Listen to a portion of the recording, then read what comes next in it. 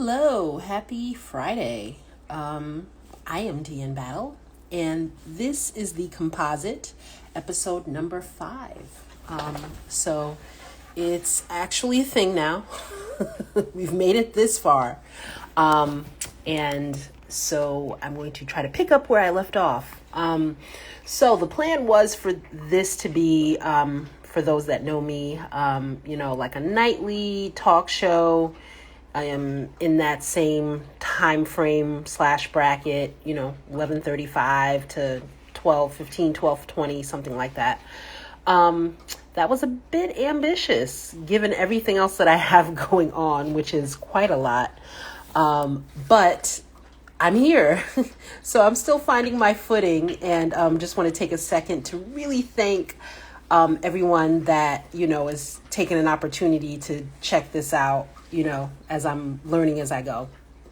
Now, if you hear sounds in the background, that is my dog furiously drinking her water. She's usually not that loud. So go figure.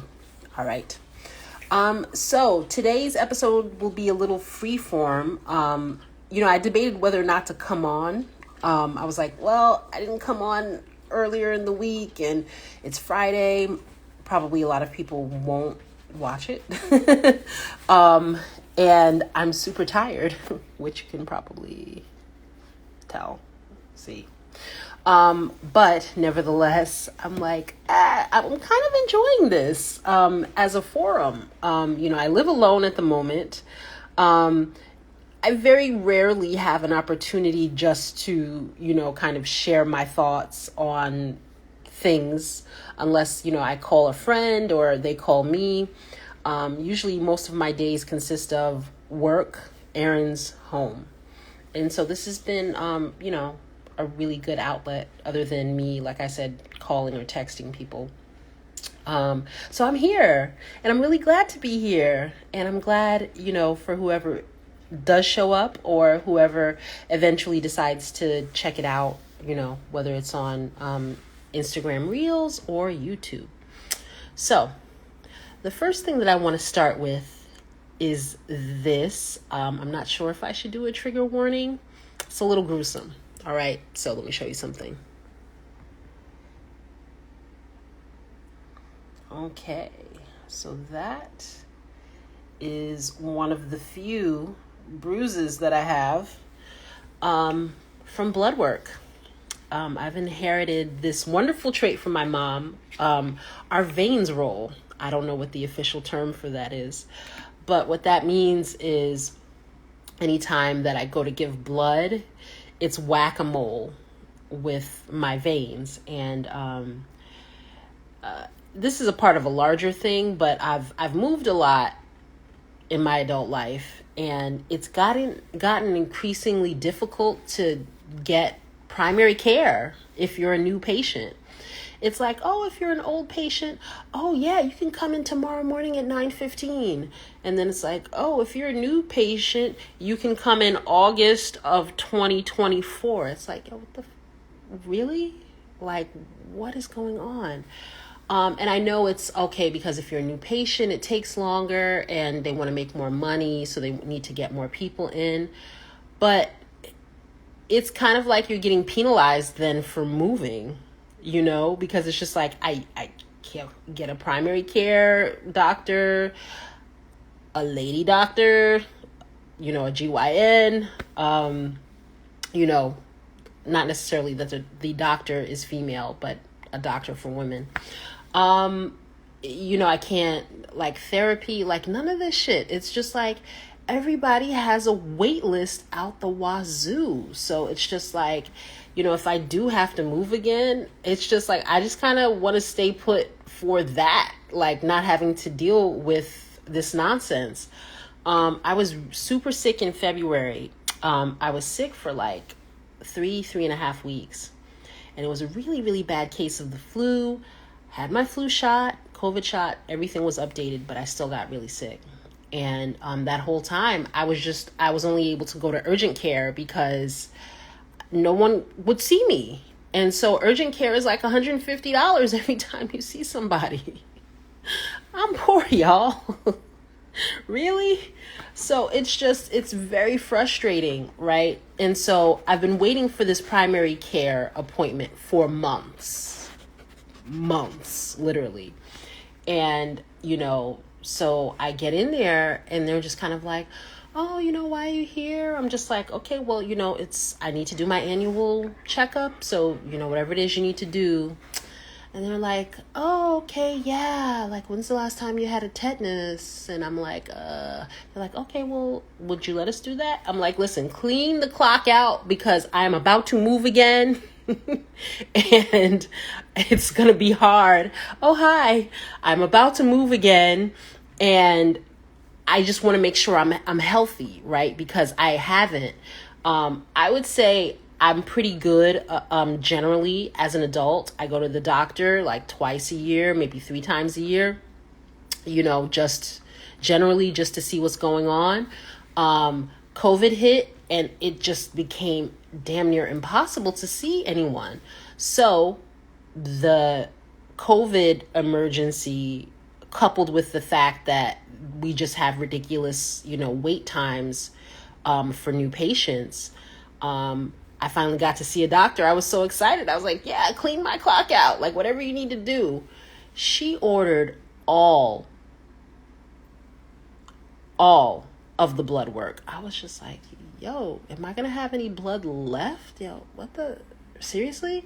So, yes. So this situation here, right, is a combination of several things. So like I said, my veins roll and they have to play whack-a-mole to try to find it. So this time I think was a record. I think they stuck me like 6 times. So in both arms and in my arms and my hands, I'm like, oof, Jesus. But the other problem on top of that is when the second nurse came in, because the first nurse just gave up after a while. She was only able to get a couple of vials. Like I said, I needed a lot of blood work just to make sure everything's okay. So the second nurse was just at a certain point was like, did you drink any water? And I was like, no. Because I thought I needed to fast, right? And so I guess I'm confused because, like, does fasting mean that you can drink water? Apparently you can. So medicine's not really my forte, so I'm learning. So she was just like, yeah, that's kind of why it's, when they were actually able to find a vein, it just was like drip, drip, drip. She was like, you are dehydrated.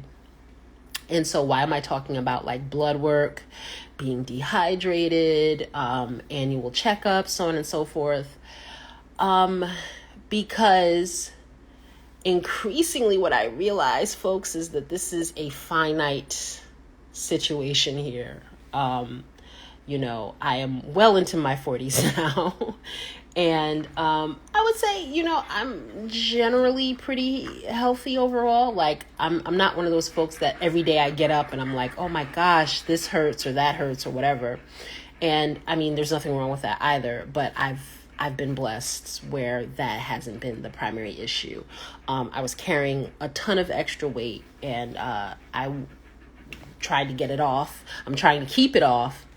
And so that's one of the reasons why I'm like, okay, let me just make sure I'm doing my annual stuff. They're like, mammogram, this, that, or whatever. I'm like, okay, fine. Go poke, whatever you need to do.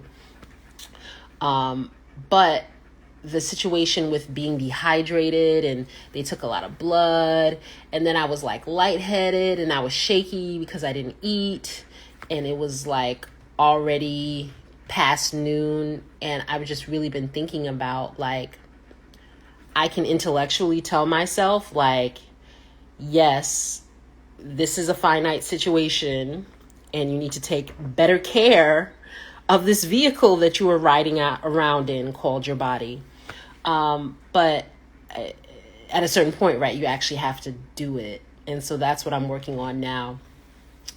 So in addition to getting jacked up by the nurses at the lab where they took my blood work, I spoke to an old nutritionist that I had, and She's amazing.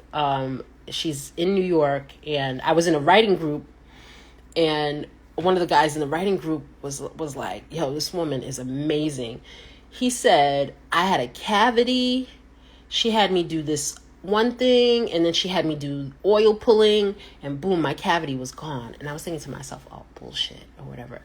But no, he like showed us it was something happened, because he had been complaining that his tooth hurt for like a couple of weeks, and then he went to see her, and it was just like, gone. So I had been having this really awful situation with my skin. It was like every night at like, let's say 9:30 or so, it just was like a switch would come on, and my skin would itch, and I would have like these hives and welts, and it's like really hard. Itching to me is the most torturous sensation. I would rather that something hurt than itch. Might sound weird, but it's like I can't ignore something when it itches. Like when it hurts, you can just, okay, I'm gonna breathe through it, put ice on it, put heat on it, do something. But when it's itching, it's like you just want to pull your skin off and turn it inside out, and like, yeah, I'm not Hannibal Lecter, so I don't know how to make that happen. So I hate itching. And so I was having this situation. I'm like, okay, I'm gonna go to this nutritionist. And, she met with me, she tested me, she did all of this holistic type stuff. And then she looked at me and she said, you have parasites. I was like, back up? Jigga what? Who? She said I had parasites. I was like, how does that happen? Why? This is so alarming and disgusting and embarrassing. And so she, told me how to handle the situation, told me what to do. I took the medicine, took the pills to, here is my dog. Okay, so since you want to be on camera, you want to be cute. Okay. I'm probably going to need to take her outside soon. That's what this is about. So, I was like, well, how does one get that? And she was just like, well, actually it's pretty common. I forgot how she explained it, but it is. Even, you think, oh, I'm a developed country, I've got clean water, blah, blah, blah. No, it's very easy to get parasites, apparently. But, I followed her protocol and her regimen. Situation was totally better. And so I've been feeling kind of like blah, sluggish. I don't think I particularly look my best or feel my best. And so I'm like, well, while I'm at it, getting, these annual checkups and this blood work, let me touch base with her. So she does do virtual appointments now. And I spoke to her. It was really brief. And she was just like, okay. She's like, I've got a detox protocol for you. And, I'm going to, give you these supplements or whatever. And, I hung up and I was all happy. I was just like, oh, she's going to give me my supplements. I'll get my supplements on and take these pills and stuff. You guys. So she said, I will write this up and send you an email. I read this email. So it has the list of supplements, right? That was the part that made me happy. That was the part that we discussed. And then at the end, it says, for 2 weeks, do not eat any sugar, cheese, wheat, white flour, alcohol, coffee, caffeine, corn, or popcorn, and drink at least 2 liters of water a day. One more time. For 2 weeks, do not eat any sugar, cheese, wheat, white flour, alcohol, coffee, caffeine, corn, popcorn, and drink at least 2 liters of water a day. I'm an American. Really? I mean, I'm going to do it because I know she's right. She was right with the parasites. She helped me before, but damn. I'm like having a Florida Evans moment here. So I actually just saw this email, like, I want to say about 15 minutes before I went live. So that's why this is on here, because my reality is about to get rough, because when we're thinking about health, it's just, I forgot who said it, but I think it was a meme or something that I saw, and this dude was looking at folks and he was just like, look at all these people just walking around here raw dogging reality. What the hell?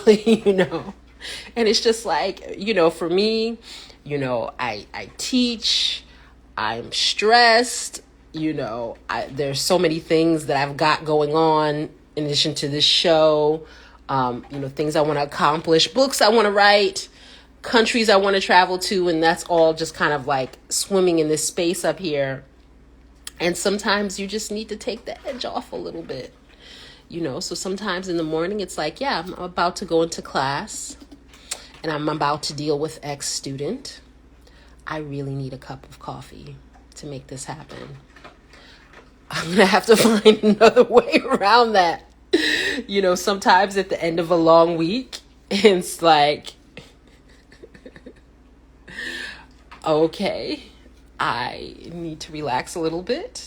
I need to take the edge off. I'm going to have to find another way around that shit.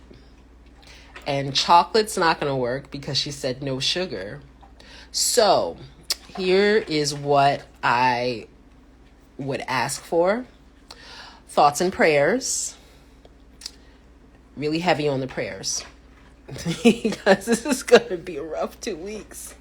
But I know, like, what she's telling me is good, the primary care physician said, oh, your blood pressure's a bit elevated, So I was like, well, why is that the case? And she said, well, it might be caffeine, might be alcohol, or like from what you've told me, it just might be stress. And it's just like, oh my gosh. And so I really do need to take better care of myself. But,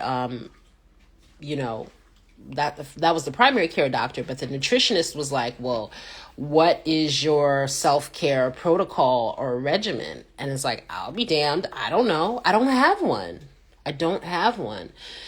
Self-care just feels like something that, and I know this is not true, right? Like, I know intellectually, like, this is a false narrative, but it often feels like you have to be in a certain tax bracket to afford self-care, right?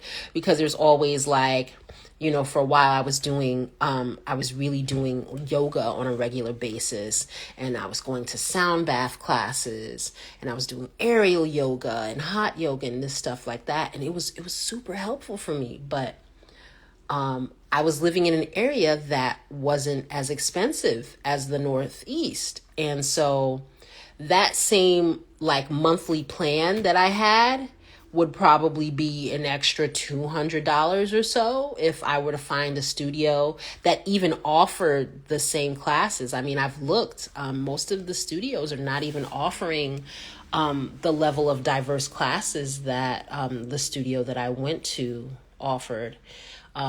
And it's called Cocoon Yoga in Bentonville, Arkansas. Really shout out to them, because Tammy is running a wonderful place. Like, it was hard for me to live in that area without any type of, network or community. And so that place really ended up being important to me. And, I did breath work there. I just did thinking about it, oh my gosh, I took so many different types of classes, and I was really pushing myself to really try to reimagine what self-care looked like.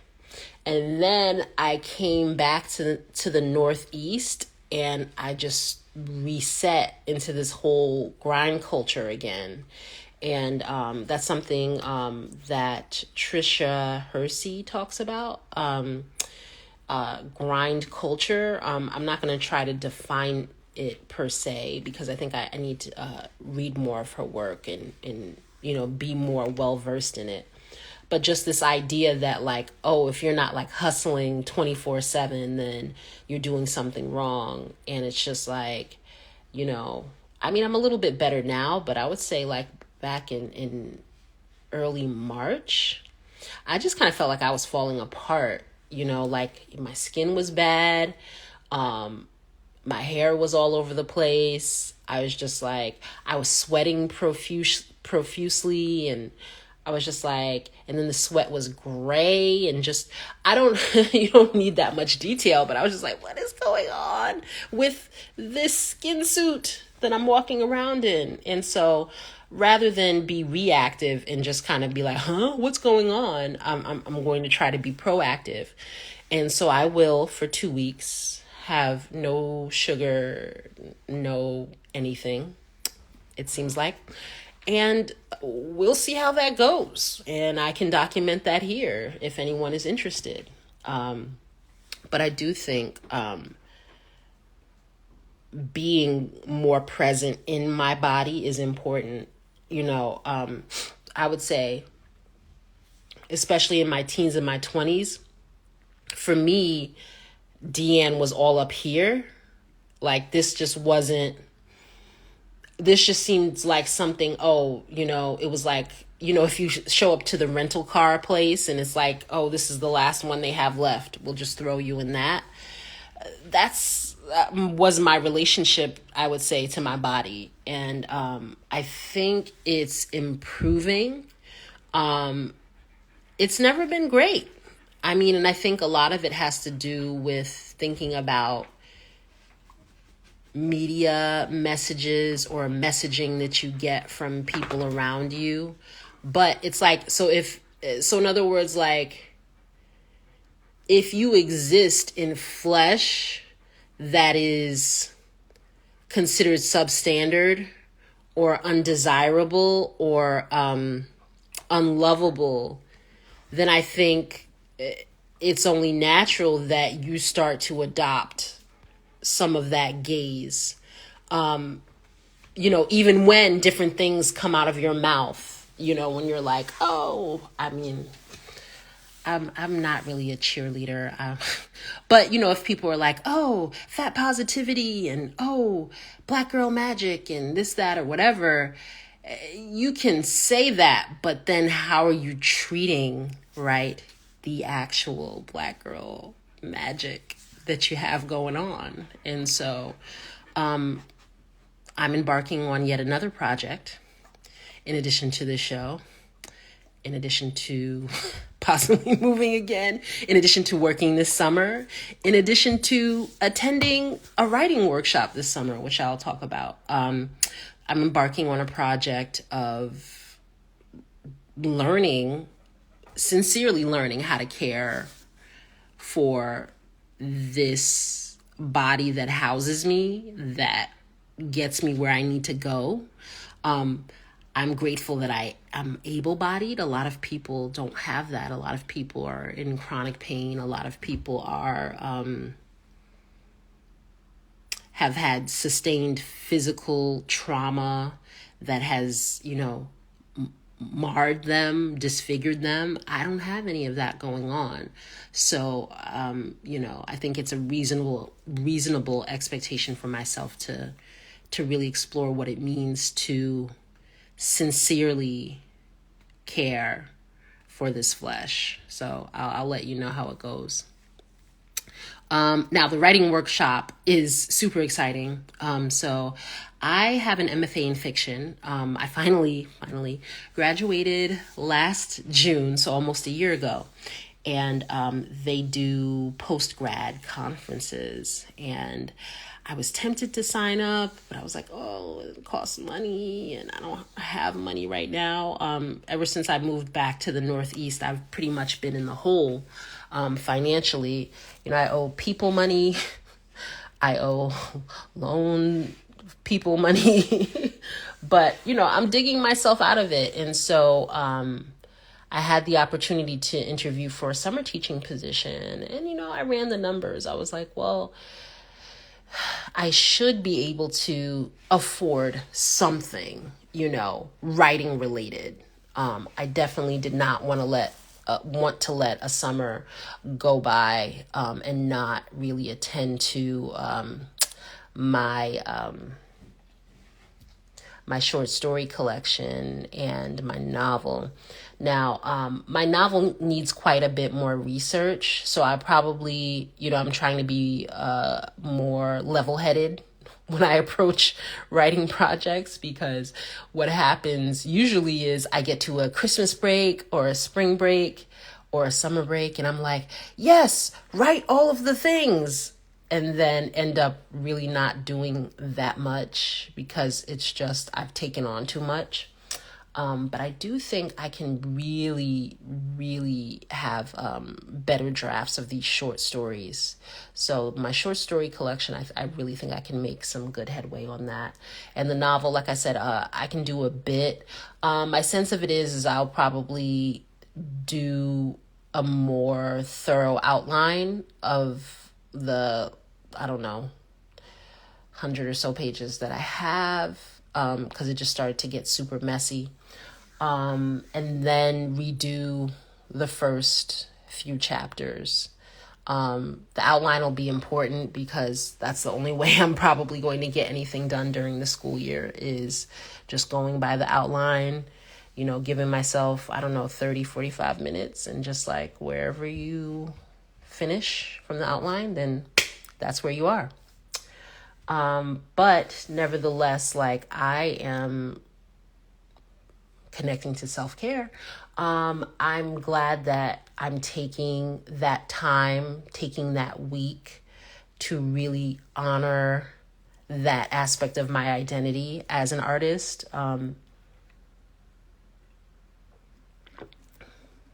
It's funny. I've noticed in the past, when I was like actively dating before I gave up, and I would meet guys online, the same guy who's like, oh, I don't like to read, is like, oh, what have you published? It's like, sir, if I published something, you wouldn't have read it because you don't like to read. So it's just funny, like, to have that, oh, well, have you published anything, to like turn up your nose at somebody when you don't even engage with the artistry that they actually participate in. And then also too, I don't think people understand how freaking difficult it is to get even a story or a poem or an essay, just one thing published. It's very hard. It's, technology has granted access, yes, but if a journal's getting like 3,000 submissions a year, or even 500 submissions a year, those people are not getting paid. Do you know how long it takes them to go through and read that material and stuff? So it's just really interesting to me when I meet someone, and there's nothing wrong with this, but you can tell, like, just by their the way they speak about culture and art, you can tell they're not down with that shit. Like, one thing that irks me, I don't correct people if I think that they've said something incorrect, unless it's an affront to my identity. So here's what I mean. Like, so I'm Black, right? So if somebody called me colored, yeah, I would correct them. But as a writer, when I'm talking to someone and they're like, do you like fiction books or non-fiction books? I just, oof. Yeah, that makes me cringe inside a little bit. But I don't correct them. However, what that shows me is that you're probably not reading the same stuff that I'm reading if you're saying fiction books. There are short story collections, there are novels, and there are novellas. Yeah. Fiction book. Yeah. I'm gonna leave that alone. It's just, I've had so many dates where it's just like, fiction book is said, and I'm like, sigh. It just, so here's the thing about that. It's not on a checklist, right? It's not something where I'm like, oh, this person's not on my level, or so on and so forth. One of the things that I would say about my parents' relationship that I think is really cool for them is that they're interested in so much of the same shit. They love it, right? And there are things that, one loves and the other doesn't love, but the stuff that they have in common, they're both really passionate about it. And so when I'm talking to someone and he says, oh, I don't read, or, oh, do you write nonfiction books or fiction books?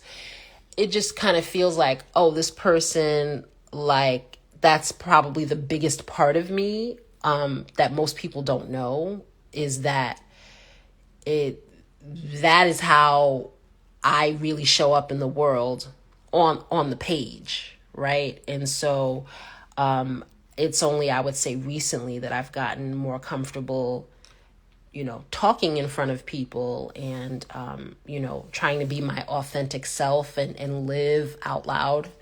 And I'm doing air quotes because I think that that's a phrase that people might have overused and doesn't have as much of a punch as it used to. But nevertheless, I've said that a lot this evening. But I'm, most comfortable, like, if I write a response to something, or if I write someone a thank you note, or if I write someone a recommendation, or if I, if I write to someone to tell them what I'm thinking or how I feel about something. So it's just such a cornerstone of who I am. If it becomes apparent to me, well, it always becomes apparent to me that it's not important to the other person, then it's kind of like, well, I will never be important to him because he has no interest in the most fundamental part of who I am as a person. So yeah, that's what that was about. And I hadn't anticipated talking about that. So yeah, gotta learn how to write these late night monologues, right? No punchline yet. The next thing that I want to touch on is, anybody a Yellow Jackets fan? Oh my gosh. I love the show. There are elements that are, I'm having issues with, but I love the show. And so this part will most likely have spoilers. So we're like 33 minutes in. So if you plan on watching Yellow Jackets and you have not started yet, or if you're behind in episodes, then yeah, you might want to tap out if you're looking at this on YouTube or, Instagram Reels. So, Yellow Jackets, great show. First of all, the casting is primo. Right. There were just so many actresses that I remember, growing up in the 90s, and it's just so good to see them, working again. And it's not that they weren't working. It's just that they were doing projects maybe that didn't appeal to me, but this is totally up my alley. And, Yellow Jackets, as a friend of mine put it, is like Lord of the Flies for girls. And yeah, I think that is, a really great tagline for it. But there's just so much other shit going on. And the episode that I was watching tonight, it's the most recent episode that just came out. I won't tell you what the characters were talking about or what they were doing, but I think this show gets so much mileage out of the fact that we have such a limited scope of femininity, right? And the feminine energy, right? That's the energy that nurtures, that is abundant, that makes things grow, that, soothes cuts and tears and, does all of this care work. But, I've had an opportunity, to work in majority female environments. I worked in a corporate events department, almost exclusively women. I work in education, very heavily female at the moment. I taught at a girls' school, right? And I feel that some of the mileage the show gets is a little unwarranted, and not because the writing is bad. I mean, I'm enjoying it, but it really banks on the fact that people don't understand how vicious and brutal and murderous women can be. It's really not that far-fetched of an idea, but I feel like the show keeps circling around that. Like these women, they were on a girls' soccer team in New Jersey, and they were doing amazing, at a national level. And so they had the opportunity to fly out for a national tournament, and their plane crashes. And so this is not giving you the plot. This is just kind of background of the story. But when their plane crashes, they are stuck in the woods of Canada for like 18 months. And so the show is really about like where they are now, because I think that they're supposed to be like in their earlier mid 40s. And then it flashes from like current day 2023 and then flashes back to 1995, 1996. And, that's when they were, in high school and, if like right before they take the trip, and then, all of the horrible things that they live through in the forest. And, you get to see the complexity of them as a character, of them as characters, excuse me, which is well done. I mean, some stuff is over the top, but some stuff is very subtle. And a lot of the stuff that for me confounds me is the subtle stuff. Like, how do I put this? I'm trying not to give too many spoilers, but okay. So one of the characters kills someone, right? And, her friends are horrified, and her husband's horrified when he finds out, and he's like, who are you? And I'm like, do you live with this woman? She's been walking around dead inside for the last 20 to 25 years, and you're shocked that she did this? It just, to me, it's a combination of, again, a limited narrative of what it means to be a woman, what it means to be female. But then also the fact that, you just, maybe it's always the case. I don't know. I just feel like I got to a certain age. I want to say around like 38.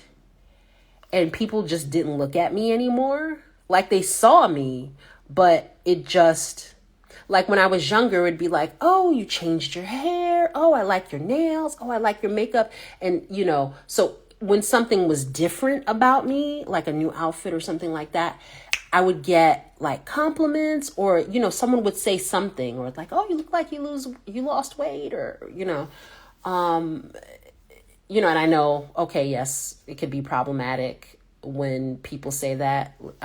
Listen, I get it where I live. If you've noticed, if I'm getting a compliment, as long as you're not using profanity, as long as you're not being a creep, I'm going to take that shit. Thank you very much. So, sorry, lost my point. Yes. All right. So the limited narrative of femininity, excuse me. But then in addition to that, like, that blinder that goes on, once you're a woman past a certain age. Like, people don't notice when you're angry or when you're offended or when you're sad or anything like that. And so for me, the husband's response especially just tapped into the fact that, like, like, you're just looking at her like, oh, she's just this middle-aged chick that I'm married to, whoop-de-whoop. Like, you're not actually paying attention to how she's moving through the world. If you were paying attention to how she's moving through the world, then the fact that she, like, lost her shit and killed somebody, it would make sense, And same thing for the other characters. They all are acting out because of their trauma and, other things. They're acting out in very specific ways related to their character. But then everyone around them is just puzzled. They're just like, well, what is going on with her? I just don't know who she is anymore. And, I don't understand her. Like, did you ever understand her? Did you understand these people? Because it's just, I think it's the show to a certain degree is an allegory for, we say in survival situations, like, well, what would you be willing to do to survive? And, or possibly, like, it brings out the worst in you. I don't think that's necessarily the case. I think these women, just from watching the show, so it's in the second season, I think they were most themselves when they were in the forest. And the rest of this stuff that they've come back to, this is the bullshit, right? But if that's the conversation that you're having, right?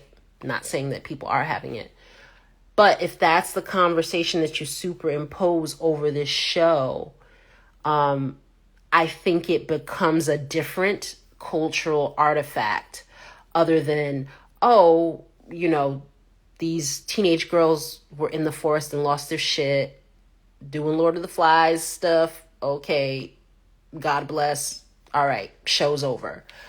It becomes a different conversation, because to what degree are, the women around you carrying around elements of that, right? And elements of being deceptive, elements of, being sociopathic, murderous, brutal, violent, right? And I'm not saying those as negative things. I think those are all elements of humanity, right? And I'm a humanist. I embrace humanity fully. I think I do. And what that means for me, at least, it means that it's not that I condone a negative action or behavior. It just means that I don't immediately jump to, oh, this person is an animal, or any type of dehumanization, or just to say, oh, well, that's not for normal people.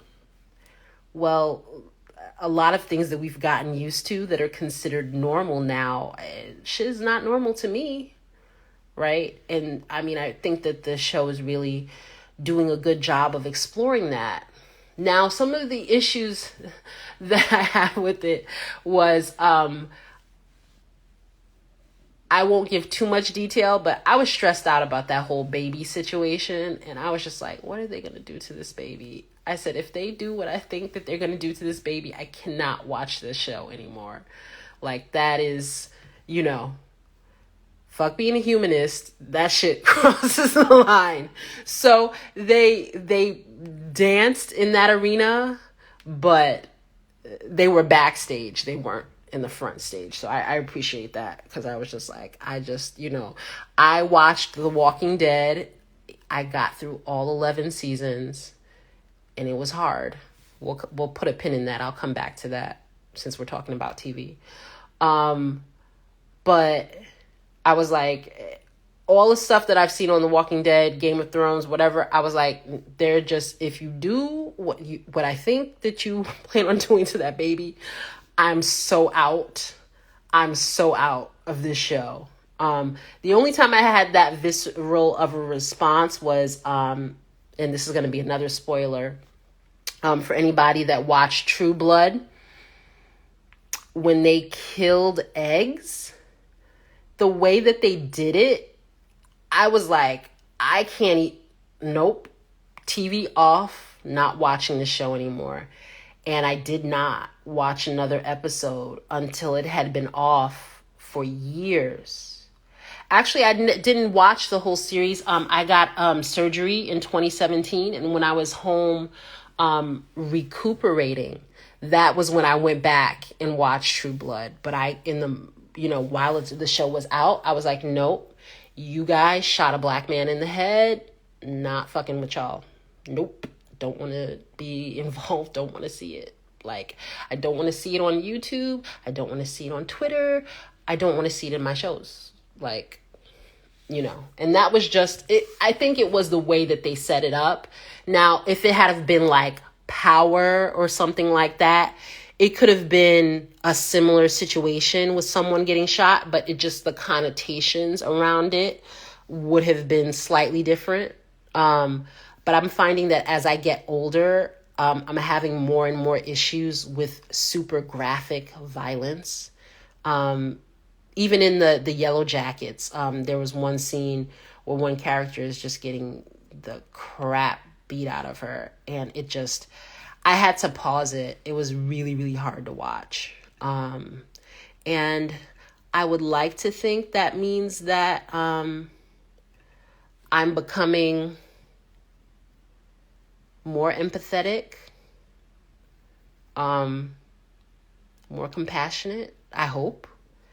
I'm not going to say it's that definitively because I'm not sure. I just noticed that I got to a certain point, I don't know, around like 33 to 35-ish, somewhere in there.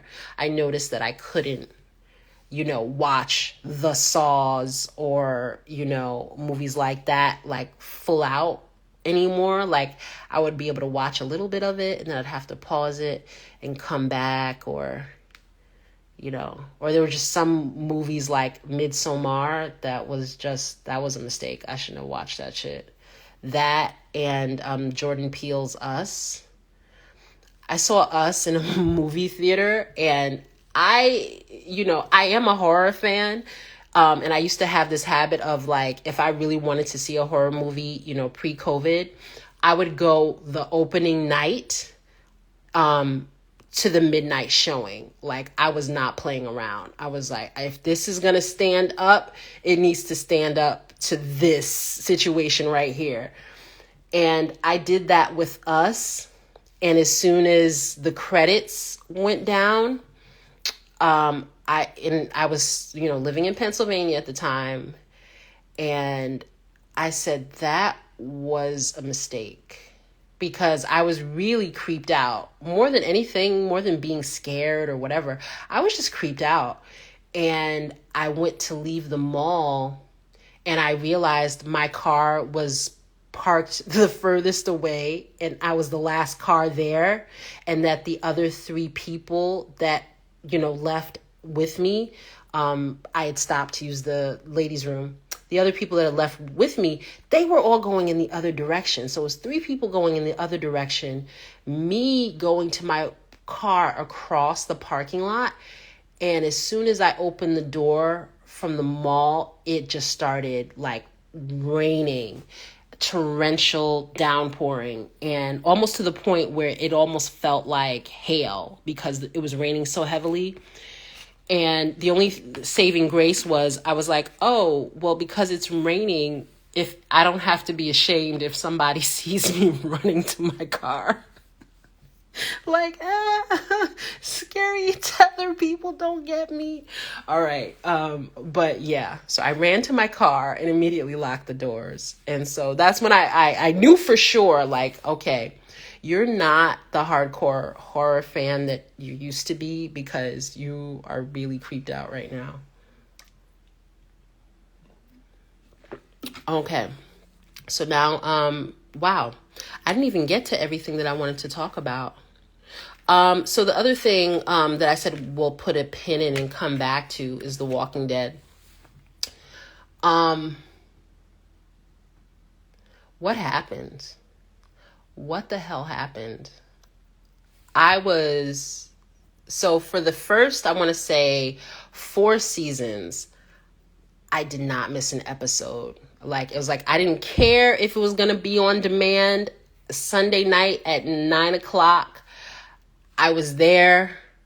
I paid for cable way longer than I should have, because it was like, nah, the episode is going to drop, right? And I needed to watch it. Like, I'm only going to the bathroom on commercial breaks. We're not missing anything.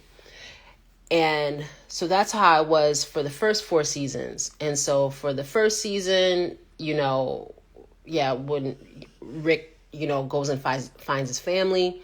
The second season, they're at the farmhouse. The third season, they find the prison, I think. And then the fourth season is the prison / the governor. So I was just on board for all of that. Then after the governor, what happened?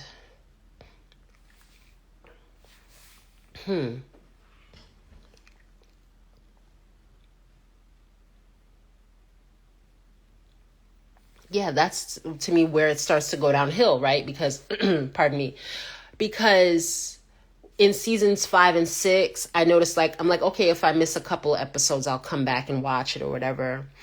And then the end of season 6, they brought in Negan, and it just was like, I don't know if, again, spoiler alert, if you have not seen that Negan episode where he beats people to death with his hands, essentially.